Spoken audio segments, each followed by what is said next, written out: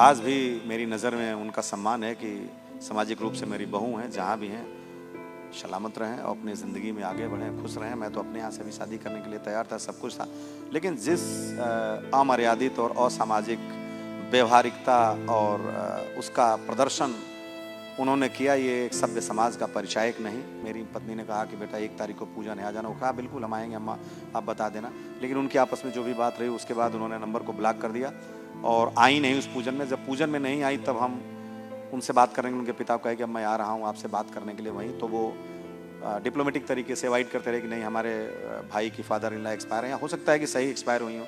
तो कह रहे थे हम सब जा रहे हैं। फरवरी का महीना था जिसमें एग्ज़ाम होते हैं। वो एक गवर्नमेंट सीनियर सेकेंडरी स्कूल के प्रिंसिपल हैं, तो मैं जानता था कि वो ऐसा छुट्टी तो मिलती नहीं है, कैसे जा रहे हैं अभी। बोले हम हरिद्वार जा रहे हैं, गया जा रहे हैं। तब मैंने कहा कि आप अपने भाई की मदर इन लॉ के लिए तो हरिद्वार और गया जा सकते हैं, लेकिन मेरे बेटे की आत्मा की शांति के लिए उसकी बहू को भी हवन कुंड में एक आहुति डालने नहीं दी। आर्मी ऑफिसर्स ने कोशिश की कि हमारे बीच बातचीत भी हो, हमने उनसे पूछा भी, बातचीत भी हुई। अगले दिन जब रिहर्सल के लिए जा रहे थे तो मेरी बेटी ने बात करने का प्रयास किया उस लिफ्ट में मेरी बहू से, तो उनका ये रिप्लाई था आई डोंट वांट टू।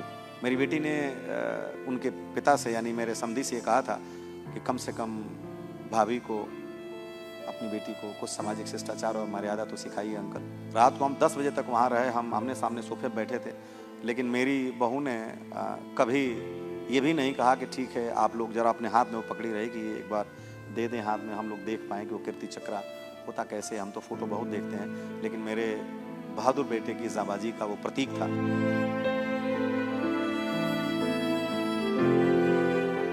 अमर शहीद अंशुमान सिंह के बहादुर माता पिता हमारे साथ हैं। कीर्ति चक्र अंशुमान सिंह की पत्नी और माताजी को मिला, लेकिन वो कीर्ति चक्र इनके घर नहीं आया है, अधूरा है। ये पोस्टर तो है, यादें तो हैं, लेकिन सम्मान हाथ में नहीं है, हाथ खाली है, हर तरफ से खाली है। क्या कहेंगे?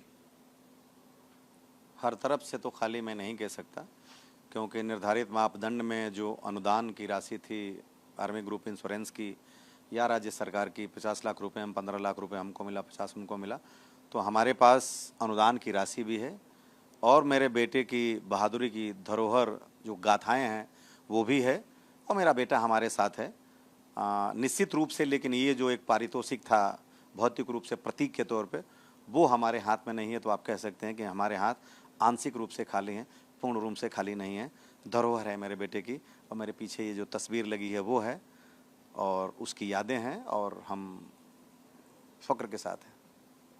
लेकिन जिस तरीके से जो खबरें आ रही हैं मार्केट में आपकी बहू को लेकर, जो उन्होंने अपनी सास के साथ किया, अपने परिवार के साथ किया, आपके पुत्र की यादों के साथ किया, उसको लेकर क्या? ये बिल्कुल सच हैं, और इसमें मैं आज तक नहीं जान पाया। मुझे बहुत खुशी होगी कि जो ये पब्लिक डोमेन में बातें आई हैं, अगर वो भी कुछ कह पाएँ या अपना पक्ष रख पाएँ, और उनको रखना चाहिए। तो जो भी चीज़ें हमने कही हैं, हमारे परिवार ने कहा है, वो अक्षरशः और 100% सत्य है।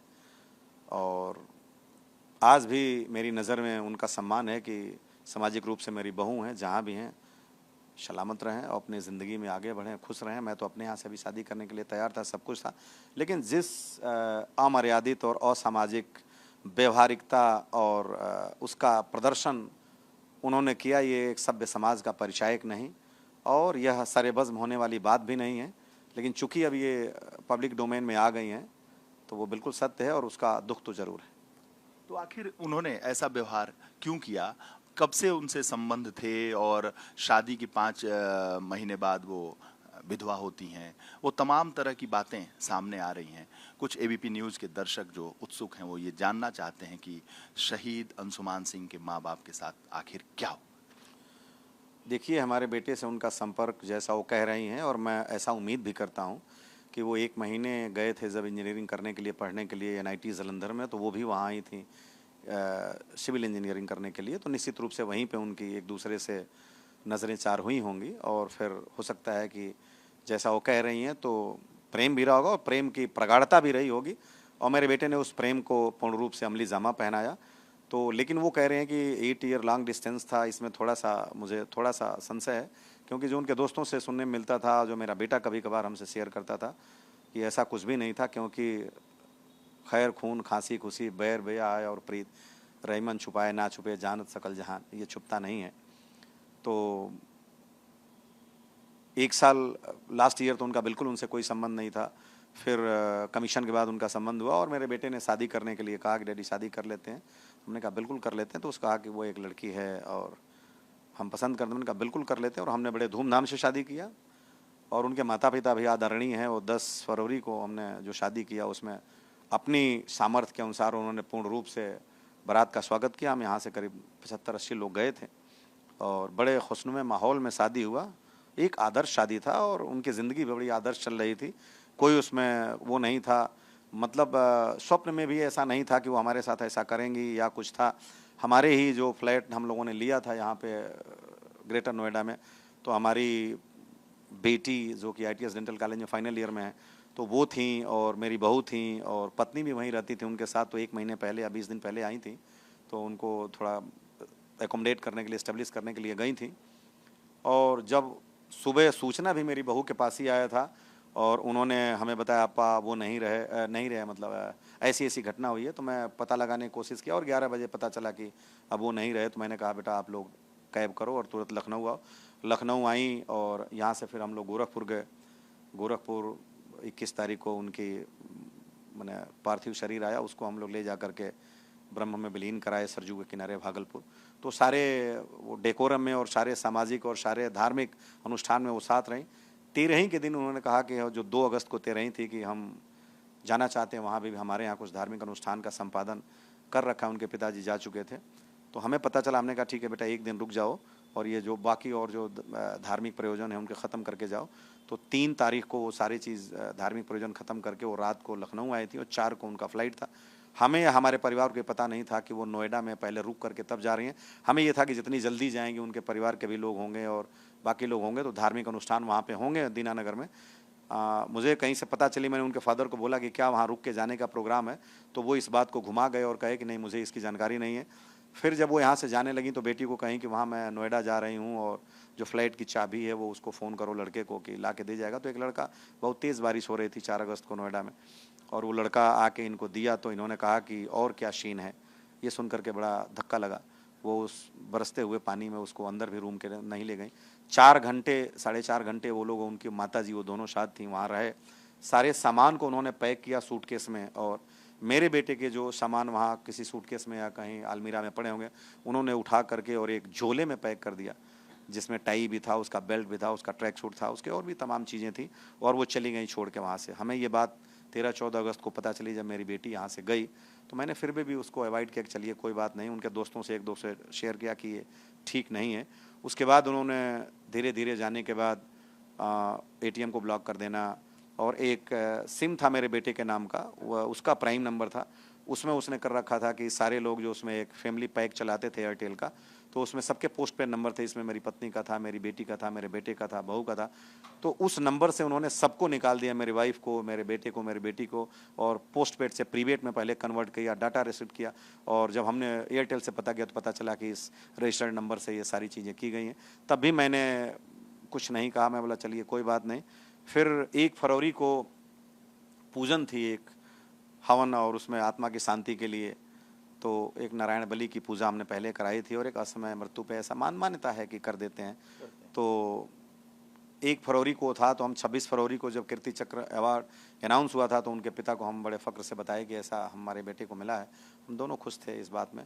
तो लेकिन वो इनको मेरी पत्नी ने कहा कि बेटा 1 तारीख को पूजन है, आ जाना। वो कहा बिल्कुल हम आएंगे अम्मा, आप बता देना। लेकिन उनकी आपस में जो भी बात रही उसके बाद उन्होंने नंबर को ब्लॉक कर दिया और आई नहीं उस पूजन में। जब पूजन में नहीं आई तब हम उनसे बात करेंगे। उनके पिता को कहे कि अब मैं आ रहा हूँ आपसे बात करने के लिए वहीं। तो वो डिप्लोमेटिक तरीके से अवॉइड करते रहे कि नहीं हमारे भाई की फादर इन लॉ एक्सपायर हैं, या हो सकता है कि सही एक्सपायर हुई हो। तो कह रहे थे हम सब जा रहे हैं। फरवरी का महीना था जिसमें एग्ज़ाम होते हैं। वो एक गवर्नमेंट सीनियर सेकेंडरी स्कूल के प्रिंसिपल हैं, तो मैं जानता था कि वो ऐसा छुट्टी तो मिलती नहीं है, कैसे जा रहे हैं अभी। बोले हम हरिद्वार जा रहे हैं, गया जा रहे हैं। तब मैंने कहा कि आप अपने भाई की मदर इन लॉ के लिए तो हरिद्वार और गया जा सकते हैं, लेकिन मेरे बेटे की आत्मा की शांति के लिए उसकी बहू को भी हवन कुंड में एक आहुति डालने नहीं दिए। ये ऑन द रिकॉर्ड है कन्वर्सेशन में। और तो उसके बाद वो फ़ोन ही नहीं उठा रहे थे। तब मैंने पंजाब सरकार के एक सेक्रेटरी हैं उनसे बात किया। फिर वहाँ से मुझे पंजाब के एजुकेशन सेक्रेटरी का नंबर मिला, उनसे बात किया। गुरदासपुर के ADC से बात किया और उसके बाद जब उन्होंने कहा उनके विद्यालय में, तब वो आए और मैं 6 तारीख को गया था, 6 या 7 को गया था मैं पठानकोट में। तो वहाँ मैं आर्मी के एक अफसर मेस में रुका और उसके बाद वो आए थे। तो मैंने उनसे एक शब्द कहा था कि देखिए, मैं परिवार का जो सामाजिक शिष्टाचार उस परिवार का मैं अंग हूँ और प्रमुख अंग हूँ, बीइंग ए ससुर या बीइंग ए अंशुमान का फादर। तो कम से कम मुझे भी कुछ जानने का हक तो ज़रूर है कि मेरी बहू हमसे बात क्यों नहीं करती, नंबर क्यों ब्लॉक कर देती है, या ऐसा क्यों हुआ। बहू भी आई थी, उनके पास कोई जवाब नहीं था।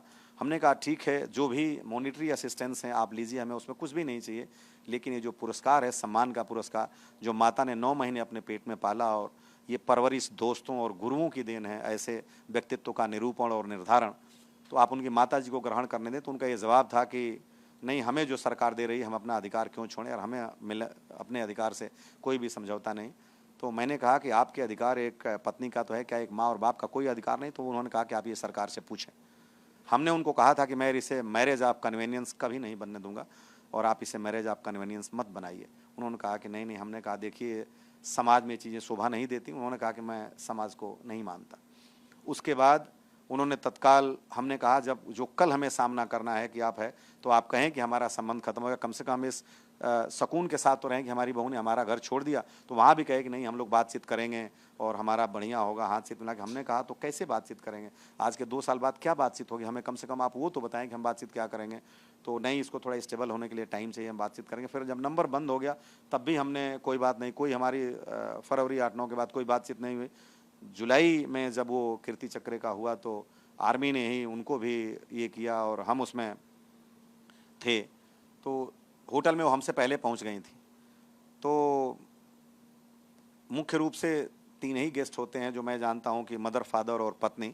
बाकी वो जो विजिटिंग गेस्ट होते थे, जब वो हमसे पहले पहुंची थी तो वहाँ मेरे बेटे का नंबर, रैंक, नेम और उसके आगे लिखा था वाइफ स्मृति, और फिर मेरा नाम था फादर और मेरी पत्नी का नाम था मदर, और उसके आगे वाले कॉलम में फादर इन लॉ और मदर इन लॉ। मुझे ये समझ नहीं आया कि उनके फादर के नाम के आगे से फादर इन लॉ हटा करके केवल फादर लिख दिया गया और हमारे नाम के आगे उस इन लॉ जोड़ दिया गया था, और मदर के आगे, उनके मदर के आगे गुरविंदर कौन कौर हैं, उनके आगे का मदर इन लॉ शब्द हटा करके और मेरी पत्नी के आगे इन लॉ कर दिया गया था। मैंने कहा कि ये तो गलत हुआ, ऐसा तो नहीं होना चाहिए। तो फिर मैंने अपने पेन से उसके काट को ठीक किया था, क्योंकि जब मेरे उस अधिकारी और मेरे बेटे का एड्रेस वहाँ पे जब प्रिंटेड है कि कौन उसके पिता हैं, कौन उसके माता हैं, कौन उसके फादर इन लॉ है, कौन उसके मदर इन लॉ है, तो वहाँ पे फादर को फादर इन लॉ बना देना, मदर को मदर इन लॉ बना देना, ये एक मुझे ज़रा नागवार गुजरा। और मैंने ये बात उठाई थी वहाँ जो लोग थे, तो उसको करेक्ट किया गया। उसके बाद आर्मी ऑफिसर्स ने कोशिश की कि हमारे बीच बातचीत भी हो, हमने उनसे पूछा भी, बातचीत भी हुई। अगले दिन जब रिहर्सल के लिए जा रहे थे तो मेरी बेटी ने बात करने का प्रयास किया उस लिफ्ट में मेरी बहू से, तो उनका ये रिप्लाई था, आई डोंट वांट टू। मेरी बेटी ने उनके पिता से यानी मेरे समधी से ये कहा था कि कम से कम भाभी को, अपनी बेटी को कुछ सामाजिक शिष्टाचार और मर्यादा तो सिखाइए अंकल। उसके बाद उस लिफ्ट से जब वो लोग गए, रिहर्सल जब हो रहा था राष्ट्रपति भवन में, तो पेपर का टुकड़ा रहा होगा, मैं जानता नहीं हूँ कि क्या था, तो दोनों आदमी हाथ से पकड़ते हैं, तो मेरी पत्नी ने भी हाथ से पकड़ा था और उन्होंने हाथ छोड़ दिया होगा, लेकिन उनको हो सकता है कि नागवार गुजरा हो। तो वो 26 पंजाब रेजिमेंट के सीओ जो आए थे प्रोटोकॉल के तहत स्कॉट करने के लिए, तो उनको बताया कि जो भी बताया होगा या उनको लगा हो, तो हमारे पास आए कि सर वो जो माम ने अपने हाथ में उसको पकड़ लिया था, वो थोड़ा सा देखिएगा अपने हाथ में ना पकड़ें। हमने कहा बिल्कुल अपने हाथ में नहीं पकड़ेंगी और पूरा डेकोरम मेंटेन किया जाएगा, आप कहेंगे तो हम राष्ट्रपति भवन भी नहीं जाएंगे। अच्छा, एड्रेस भी बदल दिया था? बता रहा हूँ वो बात बता रहा हूँ। उसके बाद क्या हुआ कि उन्होंने कहा नहीं नहीं आप लोग चलिए, आपको जाना चाहिए, और हम लोग गए। मैंने इनसे कहा कि आप केवल हाथ से पकड़िएगा और उसको छोड़ दीजिएगा। तो ये गई, आपने देखा होगा जब राष्ट्रपति महोदया दे रही थी तो इन्होंने बड़े अनमने मन से उसको एक टच किया, वो भी बाइट्स हैं आपके उस पर, और इन्होंने छोड़ दिया। उसके बाद जब हम राष्ट्रपति भवन से निकलने लगे तो उनके सीओ साहब ने कहा कि एक फ़ोटो ले लेते हैं, तो आप भी माम पकड़ लीजिए। ये पकड़ ली और उसके बाद हम तुरंत भारत मंडपम में चले गए थे, तो मेरी बहू के पास के हाथों में था। रात को हम 10 बजे तक वहाँ रहे, हम आमने सामने सोफे बैठे थे, लेकिन मेरी बहू ने कभी ये भी नहीं कहा कि ठीक है आप लोग जरा अपने हाथ में वो पकड़ी रही कि एक बार दे दें हाथ में, हम लोग देख पाएँ कि वो कीर्ति चक्रा होता कैसे। हम तो फ़ोटो बहुत देखते हैं, लेकिन मेरे बहादुर बेटे की जाबाजी का वो प्रतीक था, तो निश्चित रूप से हमारी भी तमन्ना थी और दिली उद्गार था कि हम भी हाथ में पकड़ के देखें। बिंग एक्स फौजी में ये जानता हूँ कि उस कीर्ति चक्र की मर्यादा क्या होती है, उसकी महत्ता और उसकी मौलिक स्वरूपता क्या है। तो मेरी भी तमन्ना थी, जो मेरे उद्गार थे अंतर प्रदेश में उठे, वो आप ये कहें कि शाहिल तक पहुँचने से पहले ही जलमग्न हो गए। और जो उम्मीद की या क्या कहते हैं आकांक्षा की कलियों ने पुष्पित पल्लित होने से पहले ही तुषारपात होकर के अपना दम तोड़ दिया। और मैं उस गम के साथ वापस आया। फिर उनके सीओ साहब को हमने कहा उनसे भी कि ये एक मूर्ति लग रही है लखनऊ में, तो मैं ये चाहूँगा कि आप ये चक्र दें और उस महान विभूति के सीने पे शोभा देगी। मैंने उनको बस्ट की फ़ोटो भी दिखाई दी कि देखिए 4 मेडल का प्रतीक उन पे बना हुआ है और ये फिजिकल मेडल अभी मिला है, तो ये लगा करके और अनावरण के बाद हम पूरी सम्मान के साथ आपको वापस कर देंगे। उन्होंने कोई जवाब नहीं दिया। 6 तारीख को जब हम वापस आए हैं उनके यहाँ से राष्ट्रपति वहाँ मानेकशॉ सेंटर से जब हम गए थे मिलने के लिए माननीय रक्षा मंत्री जी से, जो कि बड़े ही मर्मस्पर्शी और बड़े ही एक बड़े भ्राता की तरह से मिले और हमें सांत्वना दिए। उसके बाद जब हम आए तब तक वो होटल छोड़ के जा चुके थे और उनके पिताजी का स्विच ऑफ था और मैंने उनके भाई को भी फ़ोन किया, फिर कोई हमारी बात हुई नहीं। मैं उसी दौरान मुझे पता चला कि मेरे बेटे का जो परमानेंट एड्रेस है वो चेंज होकर के गुरदासपुर हो गया है। मैंने इस बात पे सक्षम अधिकारियों से बात उठाई, आर्मी हेडक्वार्टर में भी इसको पॉइंट आउट किया, जो रिकॉर्ड अफसर हैं कर्नल भरोदास साहब, जो उन्होंने कहा कि देखिए एनओके के रिक्वेस्ट पे, पर्सनल एप्लीकेशन के रिक्वेस्ट पे और उसमें लिखा है कि सेल डीड, तो उसके आधार पे ये डूएबल है और हम लोग कर देते हैं। तो जहाँ एनओके रहती हैं वहाँ किया जाता है। हमने कहा ठीक है आप एनओके का करिए, लेकिन आप रेजिडेंशियल एड्रेस कर दीजिए, कम्युनिकेशन का एड्रेस कर दीजिए, बट बेटे का जो परमानेंट एड्रेस है या जो उसका कंसर्निंग जिला सैनिक बोर्ड है वो कैसे बदल गया, वो तो जहाँ उसके, तो हमारे पास क्या बचा, हमारे पास अब वो पहचान भी नहीं बची। और हमने कहा कि अगर ये संभव है तो उच्च अधिकारियों के भी संज्ञान में मैं लाया कि ये बदल जाना चाहिए, सरकार उनसे कम्युनिकेशन करे, सब कुछ ले दे, मुझे कोई उस पर आपत्ति नहीं है, लेकिन मेरे बेटे की जो पहचान है इसमें कुछ प्रावधान जरूर होना चाहिए कि क्योंकि उस वर्तमान वो हमारे पुत्र हैं, भौतिक रूप से हैं, कल को वो पत्नी अगर शादी कर लेती हैं तो वो उनके पति नहीं रह जाएंगे, एक्स पति हो जाएंगे। लेकिन हम चाहें न चाहें, गाहे बेगाहे हमारे पुत्र हैं और पुत्र ही रहेंगे और मैं उनका भौतिक पिता हूँ, पिता ही रहूँगा, यही संसार की रीति है। तो हमने कहा कि ये पहचान हमसे नहीं छीननी चाहिए और जो दुख दर्द था हम ले करके आ गए। और जब माननीय राहुल जी से मुलाकात हुई उसके बाद, वो भी एक बड़े सज्जन और एक सुलझे हुए नेता हैं जिनसे मेरी बात हुई थी, उन्होंने वही राष्ट्रपति भवन में लिया था नंबर इनका, तो वहाँ से बातें जब मीडिया में आई तो ये दर्द छलका और ये सरे बज़्म आप कहें कि जो हुआ है, तो शायद ये सामाजिक परिवेश में नहीं आना चाहिए था समाज में, लेकिन फिर भी चलिए आया। बहू को आप लोगों से इतना डर क्यों था? किस बात का उनको डर है इस बात को लेकर? उनको तो कोई डर नहीं है, शायद उनके माता पिता ने कुछ ऐसा नरेशन या कुछ ऐसा नैरेटिव गढ़ा होगा, क्योंकि वो वहाँ कह रही थी कि मैं स्ट्रक्चरल डिज़ाइन में मास्टर डिग्री करने जा रही हूँ। उनके भाई ऑस्ट्रेलिया में हैं तो वो भी वहाँ शिफ्ट होने का वो कर रही हैं। आज भी वो सामाजिक तौर पे हमारी बहू हैं और वो wife of captain Anshuman Singh हैं। सामाजिक तौर पे ना ही तो हमारे घर का परित्याग की हैं और ना ही वो अंशुमान सिंह की वाइफ से विमुख हुई हैं। तो हमारा पूरा ये अधिकार है जानने का कि आप कहाँ रह रही हैं, कैसे रही हैं, जबकि उनके पिता ने कहा कि I expect from you, don't ask about her stay, why, where, what, how. तो मुझे बड़ा दुख हुआ था और ये डर का आलम तो वही बता सकते हैं कि क्या डर है।